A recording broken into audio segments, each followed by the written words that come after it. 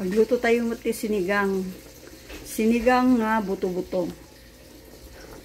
Ito po. Bali, malambot na po ito kasi kanina ko pa siya pinapalambot. Mga 1 oras na. Kasi malalaking buto-buto to eh. Tapos lagyan na po natin ng ricado. Lagyan natin ng sibuyas. Tapos sunod po natin yung kamatis. Pamintang buong. Konti lang. Tapos durog. Tapos lagyan natin ng asin. Tapos magic sarap. Lagyan na natin ng timpla para kumapit. Tapos takpan po natin.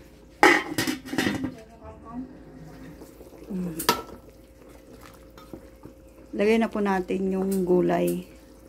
Lagay ko na rin po yung gulay na talong, sitaw at okra.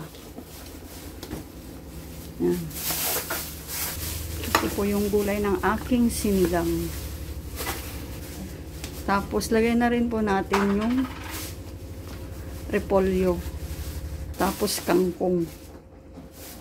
Tapos siling haba.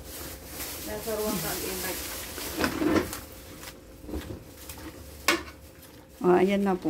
Tapos takpan po ulit natin para madaling maluto yung gulay. Bale, ayan na po yung aking kangkong. Tapos lagyan na rin po natin ng sinigang mix.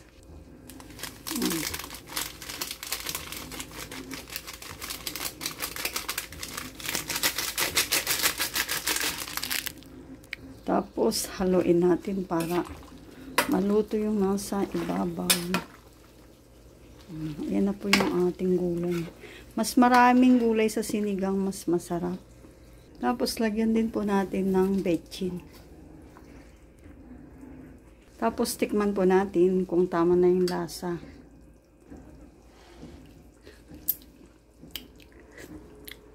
Ito na po yung ating sinigang. Sinigang na buto-buto. Luto na po siya. Ayan. Ang lalaking buto-buto. Mura lang po. 170 lang bili ko. 6 na peraso.